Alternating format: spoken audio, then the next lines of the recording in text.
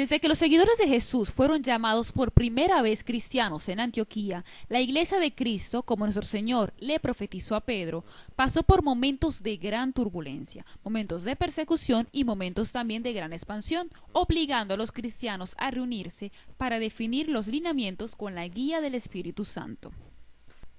Así surge en los primeros concilios ecuménicos de Nicea y Constantinopla el credo cristiano, que surgió por la necesidad de la Iglesia de establecer claramente todo aquello en lo que debe creer cualquier bautizado. Es aceptado actualmente por la Iglesia Católica, las iglesias ortodoxas y la mayoría de las iglesias protestantes. A partir de allí, la Iglesia pasó por momentos que la sacudieron notablemente, especialmente por causas políticas y económicas, siendo frecuentes los intentos de cambio. Sin embargo, en el año 1054, la Iglesia se divide en Occidente y Oriente, conocida como los ortodoxos o iglesias orientales. Y en el año 1517, Martín Lutero, inconforme con muchas cosas que sucedían en la Iglesia en ese entonces, comienza lo que es conocido como la Reforma, rechazando públicamente y por escrito la vivencia de la Iglesia en la época, surgiendo de este modo los protestantes. Fueron muchos años de luchas, disputas y enemistades. Fue a partir del siglo XIX, con las numerosas exploraciones y el descubrimiento de nuevos mundos, que los cristianos empezaron a reconsiderarse entre sí.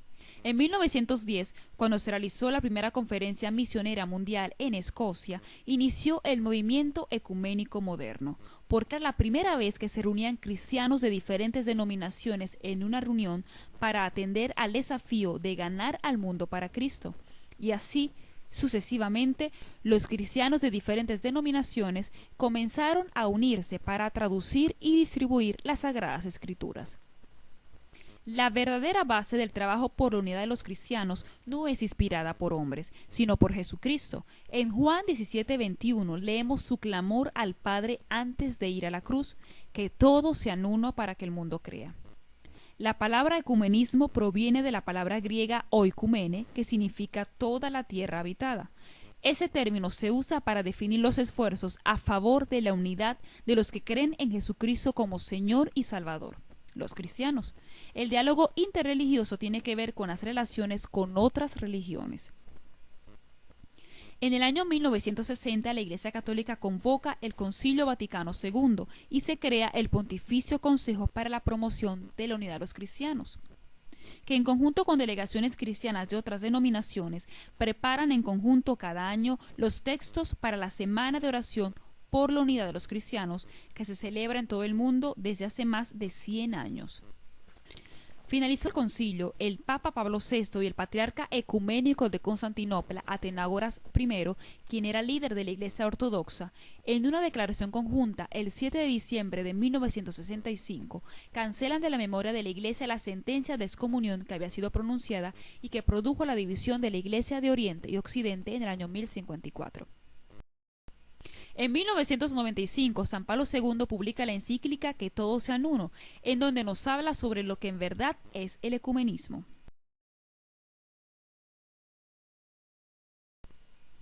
El Papa Francisco ha sido igualmente, desde su labor como cardenal en Argentina, un impulsor de la unidad entre los cristianos, participando en el año 2006 en un encuentro ecuménico donde participaron más de 6.000 personas, reuniéndose con pastores en el Vaticano y orando junto a ellos, estrechando relaciones con la Iglesia Ortodoxa y recalcando la importancia de no desanimarse frente a los desafíos que aún quedan por delante en el ministerio ecuménico.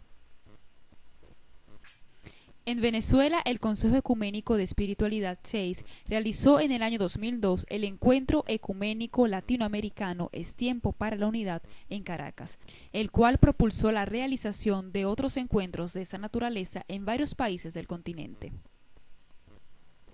En el año 2009 se realizó el Encuentro Nacional de Espiritualidad Ecuménica Unidos en tu Mano en Trujillo, y a partir de ese año se realizaron encuentros musicales ecuménicos en el oriente del país en los años sucesivos. Dios desea llegar a cada corazón, pero para hacerlo necesita de otro corazón, el tuyo y el mío. Corresponde a cada uno de nosotros transformar en prioridad para nuestra vida la oración de Jesús, para que todos sean uno, como tú, oh Padre, en mí y yo en ti, que también ellos sean uno, para que el mundo crea.